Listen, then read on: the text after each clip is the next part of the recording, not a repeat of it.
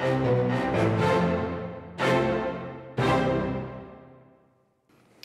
everybody, I'm Bill Whittle and I'm here with the man who always wears a denim shirt. As you can see, he's wearing his very own denim shirt right now. They call him the Pink Cowboy. I thought it was because of his denim shirt, but as it turns out, there's a much more awful reason, and sometimes things that have been seen cannot be unseen. Do not go there. Don't go there. Pink Cowboy. Your topic. Yippee-yi-yo-ki-yay, buddy. Your topic today comes from JordiC, who wants to ask the fastest man in the San Francisco bathhouse scene, why is Ayn Rand nonsense? Not is Ayn Rand nonsense. Why is she nonsense? All right. Well, wait, Ayn Rand is not. I've read, I think, just about, certainly all of Ayn Rand's major works and a lot of her even minor works. And she's not nonsense. In a way, she's worse than nonsense. She's a great deal of good sense surrounded by absolute nonsense. The good sense, much of it comes, I think, from Frederick Bastiat, the great, I think, Reagan's favorite economist.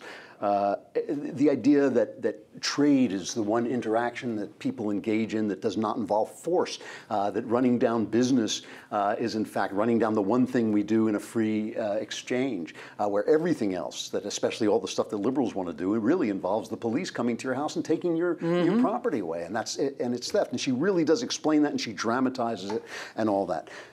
She's nonsense because, for several reasons. I mean, one, because she is an atheist and yet she thinks that there is an absolute moral standard by which to live, which is the absence of force. Everyone from Nietzsche to the Marquis de Sade understood that once you remove God, you're living in a relativist universe. There's just no way to make that case. But let's leave that aside since so many people disagree with it. The major thing is she confuses.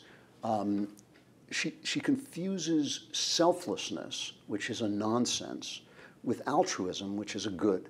And so what she says to you, she starts out by saying to you, like, the self does best through enlightened self-interest. And that is true up to a point, but there is a point where people act not selflessly, but they act altruistically. And the difference between selflessness and altruism is that selflessness doesn't exist.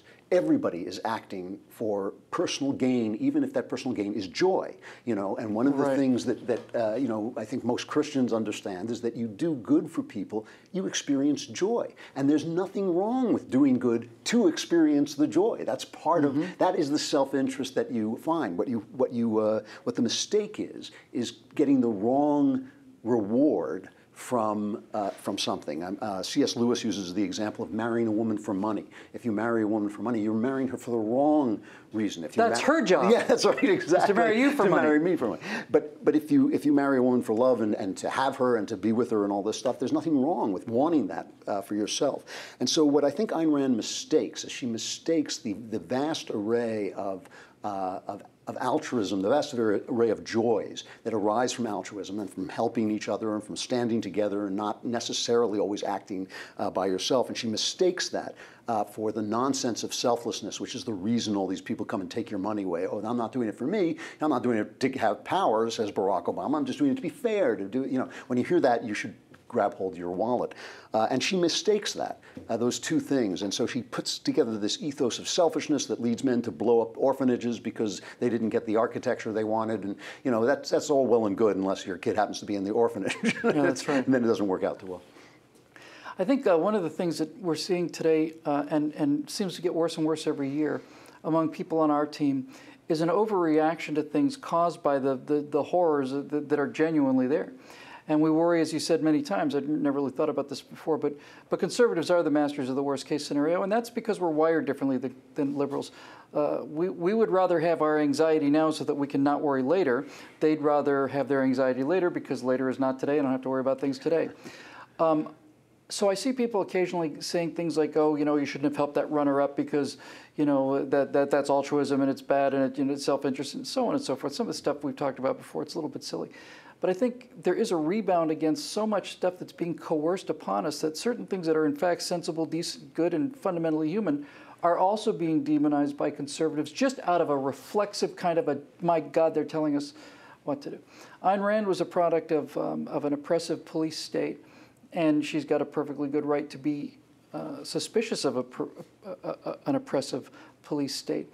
But I think this idea that some kind of an anarchy is the answer, self-enlightened anarchy, just doesn't, it seems to be as utopian as communism is to me, frankly. It's a really good point. You know, this idea that if we could all just be left alone, we'd all act in our self-interest, and no building inspectors would be needed because it would be in the best interest of every single landlord to maintain his elevator, because if he did, then there wouldn't be lawsuits that follow. And you get this argument sometimes, and it's just like, it's as utopian as communism is. We already know it's not true. Yes, it's assuming that everybody will behave virtuously all the time, and they don't. Yeah. And they don't. So to that degree that there's a certain nonsense about it, I think it's an overreaction to the horrible power that the state has.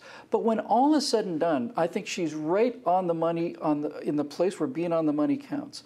That cooperation and trade and the ability to seek your own happiness are the qualities that make a Disneyland, and that the parasitical class that is working the producers to death in the name of moral superiority to take from those who are working to give to people who not only can't work but don't want to work, and claiming the moral high ground in the process. I think that's when she's right on the sweet spot. And when she gets into the specific language of how these thieves operate and the mechanisms of their laws, she's unequaled. Yeah, no, that's absolutely right. And you know, you make an excellent point too, that when the left abuses terms like fair, oh, you've got to pay your fair share, or caring, you don't care like I care because I support government programs. When they misuse terms like racist, they call you racist just because you notice some truth about the operation of the world. It's very natural for the rest of us to back up and take the opposite stance. Oh, I'm against fairness. I'm against caring. I'm for racism. And it's just a trap. It's a trap, and we mustn't fall into it. It's nonsense. No, that's exactly right. I was reading about the 1920s in Germany and how the industrialists were basically just raping the workers and keeping, and they could have been taxed more and could have saved the Weimar Republic. And the whole time I said, wait a minute, let these businessmen. And I realized, no, these guys actually were doing awful things. That's right. I'm just so tired of being told that our businessmen are the same as this, and that we're not taxing enough rich people. I end up finding myself defending something that's actually kind of indefensible. There you go. Just because of this kind of knee-jerk reaction to this plague of horrors. Which sums up Ayn Rand in a lot of ways. Yeah, that's right. Rivers are turning red with blood, and the frogs are raining from the skies. But we're still smiling because we're happy people. We're not going to let them ruin our day. That's all we have time for today. You can let us know what questions you'd like answered below. For Andrew Klavan and PJTV, I'm Bill Whittle. Thanks for watching. We'll see you next time.